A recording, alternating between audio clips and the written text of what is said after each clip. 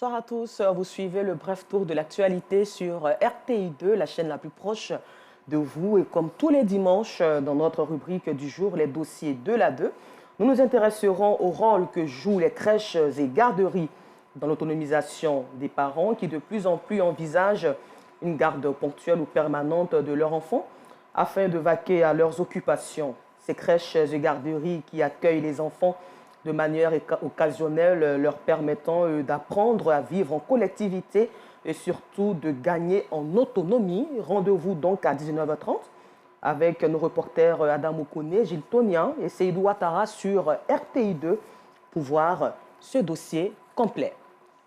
Et toujours en société, c'est devenu un programme à ne pas manquer pour les jeunes tous les dimanches. Se rendre sur les plages du Grand Bassam, ils arrivent de partout s'amuser et se reposer. Les hôteliers et restaurateurs, eux, en profitent et invitent les jeunes à respecter les consignes de sécurité pour éviter des morts par noyade. Alassane Drabo-Parguin a rencontré ces jeunes que nous verrons ce soir. Il est connu des habitués de la commune d'Adjamé, brouillant de monde et de marchandises du lundi au vendredi.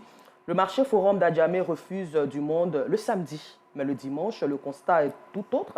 Jour de repos pour certains commerçants, mais jour préféré pour d'autres clients que nous verrons aussi ce soir.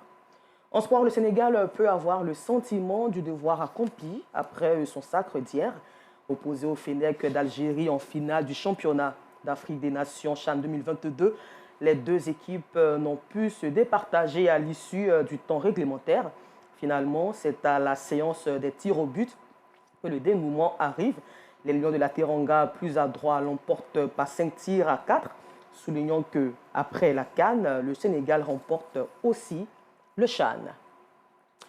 Et selon l'armée du Pakistan, plus tôt au Chili, au moins 23 personnes sont décédées dans des dizaines de feux de forêt survenus dans le centre du pays où sévit une intense vague de chaleur et selon un nouveau bilan à la hausse publié hier samedi soir par les autorités.